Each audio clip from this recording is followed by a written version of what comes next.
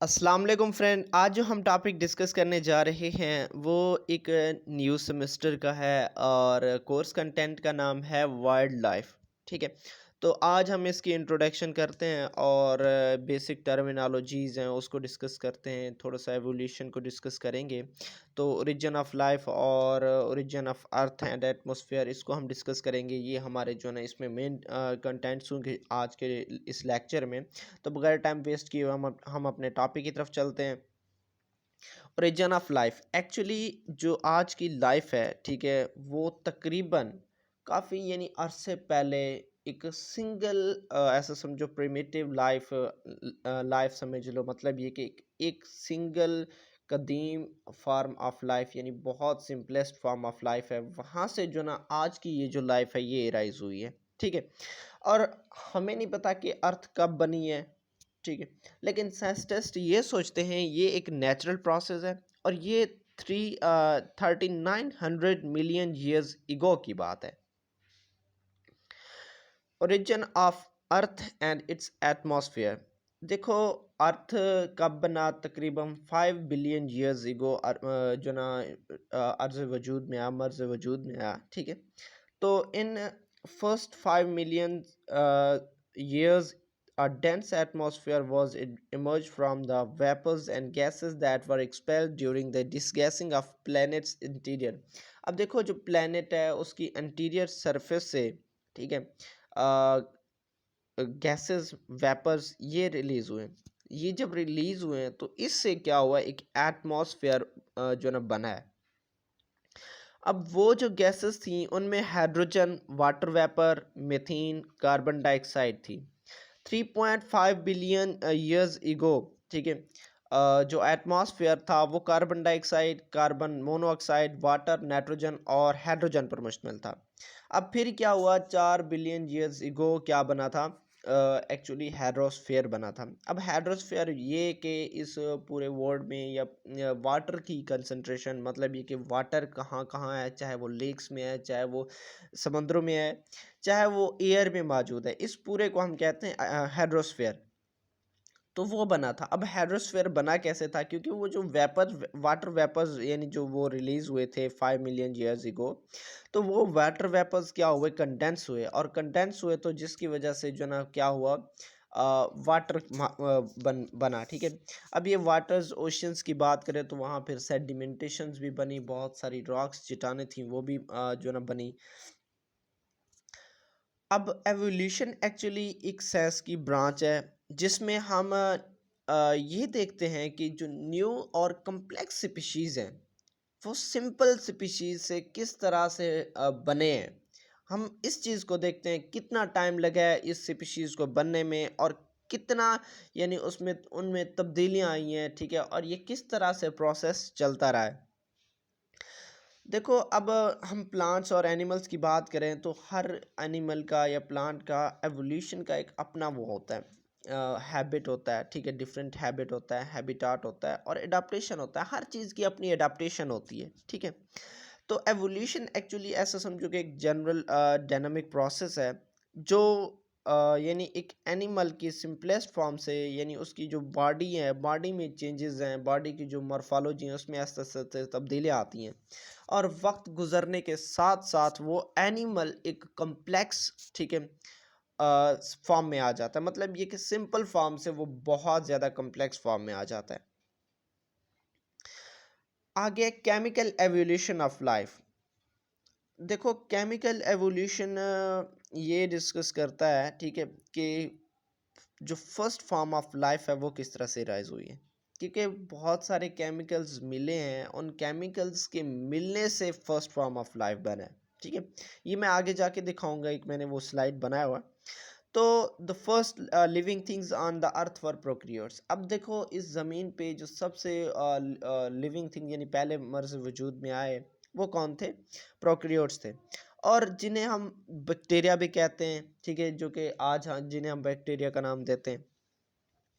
Actually ये जो fossils prokaryotes के जो फॉसल्स हैं वो 3.4 मिलियन ईयर्स इगो के जो फॉसल्स थे वो अभी भी जो ना old rock in southern part of Africa में यानी वहाँ मौजूद हैं। और ये ओल्ड रॉक्स इन ऑस्ट्रेलिया उधर भी मौजूद हैं, ठीक है। और उनमें से कुछ ऐसे यानी उनमें फॉसल्स हैं जिससे ये ज़हर होता है कि वो जो प्रोक्रियोटिक यानी बैक्टीरिया थे वो क्या थे, फोटोसिंथेटिक थे।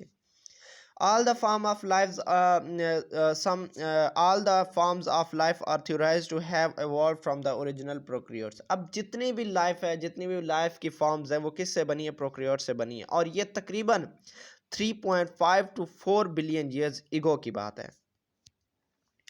अब देखो केमिकल, अब एवोल्यूशन से लाइफ किस तरह से बन रही है। फॉर्मेशन ऑफ सिंपल कंपाउंड्स, देखो पहले पहले क्या बना, मालिक्यूल्स जो थे, ठीक है, उन मालिक्यूल्स से सिंपल कंपाउंड्स बने जैसा कि ऑर्गेनिक सब्सटेंसेस यानी amino acids, methane, ammonia, water, ये सिंपल मालिक्यूल्स बने पहले पहले। और फिर उन सिंपल मालिक्यूल से फिर ऑर्गेनिक मालिक्यूल बने इन द सेकंड स्टेज यानी फॉर्मेशन ऑफ ऑर्गेनिक कंपाउंड्स, ठीक है। वो जो सिंपल मालिक्यूल्स थे वो आपस में मिले और मिल के उन्होंने लार्ज सब्सटेंसेस बनाए, ठीक है। तो अब वो जो लार्ज सब्सटेंसेस थे या जो सिंपल सब्सटेंसेस थे वो आपस में मिले हैं और डिहाइड्रेशन रिएक्शन शो किए। अब उन डिहाइड्रेशन रिएक्शन से पॉलीमर बने, और डिहाइड्रेशन रिएक्शन का मतलब होता है कि दो चीज़ों को आपस में मिलाना और वाटर निकालना, ठीक है। Removal of water by the addition of two substances, ठीक है, इज कॉल्ड डिहाइड्रेशन।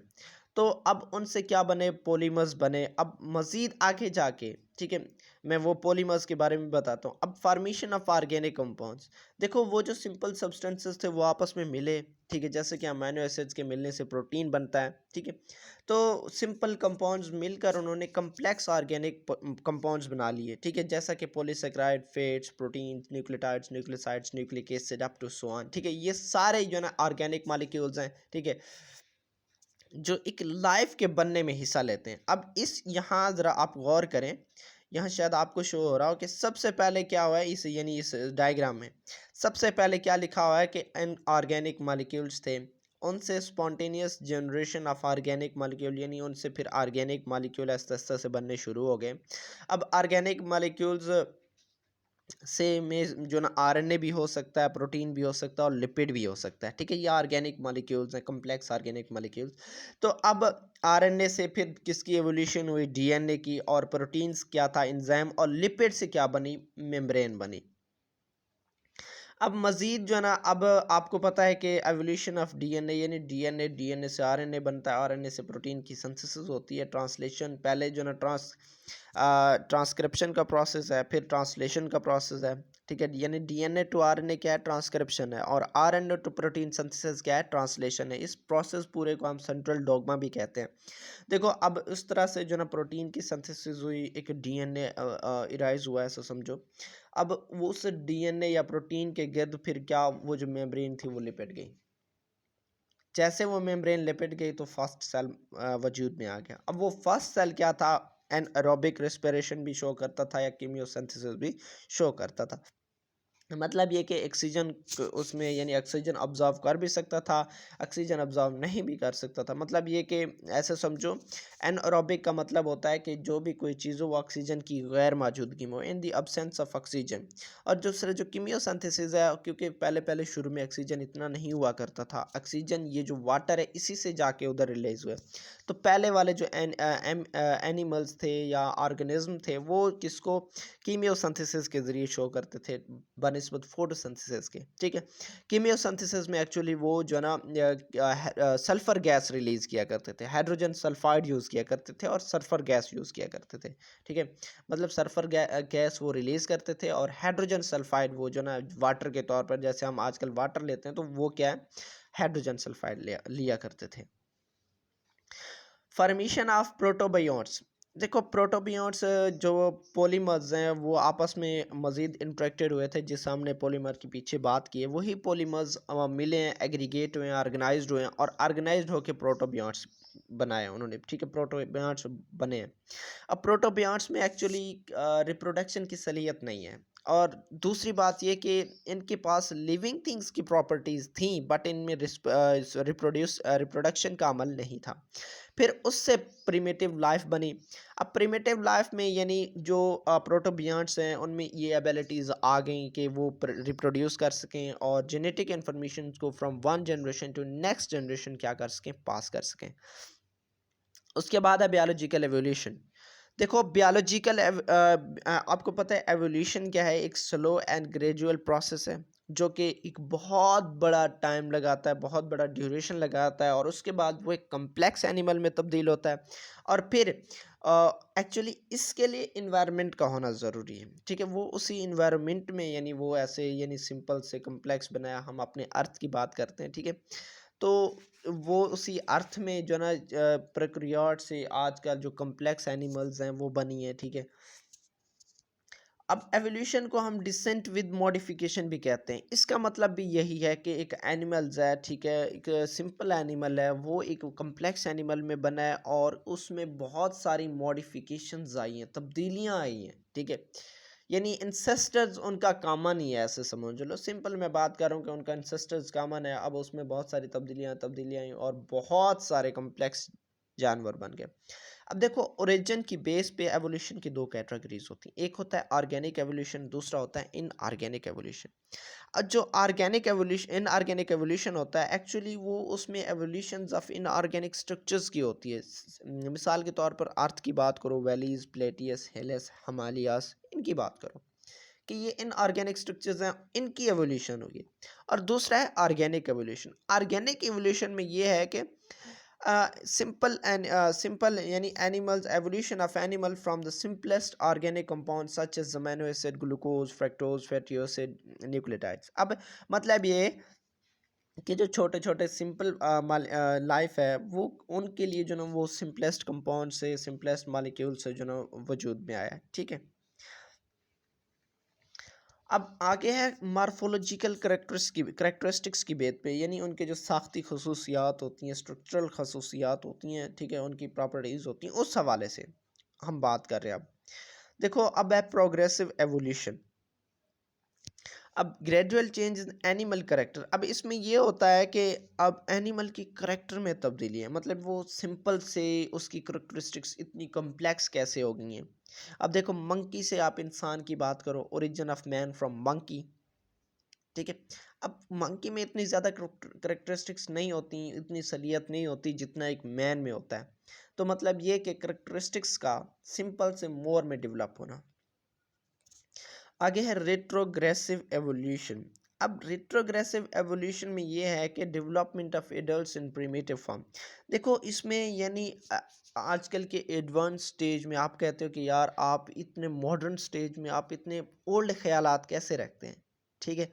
ये आपने मेन जो ना आजकल के दौर में सुना होगा कि यार आप इतने यानी इतनी मॉडर्न दुनिया में भी आप पुराने ख्यालात के मालिक हैं, आप यही बोलते हो। तो यहाँ भी ऐसे है कि मॉडर्न यानी एडवांस प्लांट होती हैं वो खुद को सिंपल फॉर्म में कन्वर्ट कर लेती हैं, सिंपल फॉर्म शो करवाती हैं। मिसाल के तौर पर आप मोनोकॉट्स प्लांट की बात करो, मोनोकॉट्स, ठीक है, एडवांस स्टेज ऑफ यानी प्लांट्स है, लेकिन ये खुद को सिंपल यानी हर्बेशियस और सिंपल फॉर्म में शो करते हैं, ठीक है। यानी मोनोक्लांट प्लांट्स जो है छोटे होते हैं, बहुत सिंपल खुद को शो करवाते हैं एडवांस दुनिया में, ठीक है। उसके बाद है पैरेलल एवोल्यूशन। अब पैरेलल एवोल्यूशन में ये है कि तकरीबन दो सिमिलर पर थोड़ा सा उनमें डिफरेंसेस होती हैं, वो एंड उनकी करेक्टरिस्टिक्स जो है ना सिमिलर यानी साइड बाय साइड चलती रहती हैं, एक दूसरे से मिलती हैं दोनों सिमिलर, लेकिन उनमें थोड़ी सी डिफरेंस पाई जाती है उन एनिमल्स में। मिसाल उनकी यानी करेक्टरिस्टिक्स में हैं सिमिलर, लेकिन उनकी जो फंक्शंस हैं, फंक्शंस में थोड़ी थोड़ी डिफरेंसेस होती हैं, उनके स्ट्रक्चर में थोड़ी थोड़ी डिफरेंसेस होती हैं।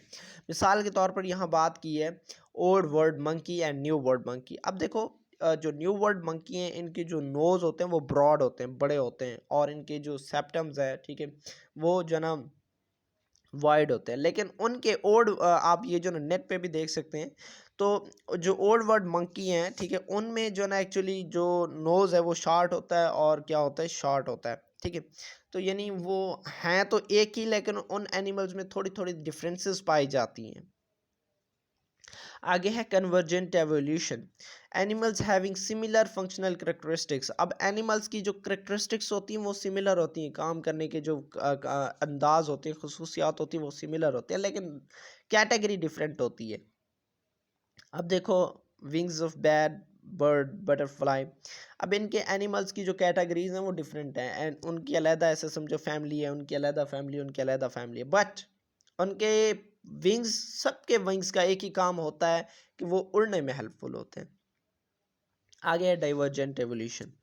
अब इसमें एक्चुअली उनका जो इंसेस्टर होता है वो कॉमन होता है, लेकिन वो बिल्कुल खुद यानी एक दूसरे से डिफरेंट शो होते हैं। ठीक है, मॉर्फोलॉजिकल करेक्टरिस्टिक्स के हवाले से वो बिल्कुल एक दूसरे से डिफरेंट होते हैं। ठीक है, लेकिन उनकी इंसेस्टर क्या होती है, कॉमन होती है। अब होमोनेरिया ग्रुप लाइक गोरिल्ला, ऑर्गेंटन, ठीक है, चिंपैंजी एंड मैन। अब देखो ये सारे फैमिली इनका यानी इंसेस्टर एक ही है। ठीक है, लेकिन अब इनके मॉर्फोलॉजिकल जो करेक्टरिस्टिक्स हैं वो सबसे डिफरेंट है, आपस में डिफरेंट है। आगे है थ्योरीज ऑफ एवोल्यूशन। ठीक है, ये दिए हुए चंद, उनमें से पहला है theory of special generation, theory of special creation, theory of cosmozoan, theory of steady state, theory of catastrophism, theory of organic evolution. इंशाल्लाह हम इनके बारे में एक नेक्स्ट वीडियो बनाएंगे, ठीक है, जिसमें हम इनको थोड़ा थोड़ा एक्सप्लेन कर देंगे। ठीक है, क्योंकि थ्योरीज़ हैं एवोल्यूशन में है, तो इस वजह से इनको थोड़ा थोड़ा यानी इनका कंसेप्ट हमारे जहन में लाजमी होना चाहिए। इंशाल्लाह हमारी नेक्स्ट वीडियो इनके बारे में होगी। तब तक मैं इजाज़त चाहता हूँ। ओके, अल्लाह हाफिज़।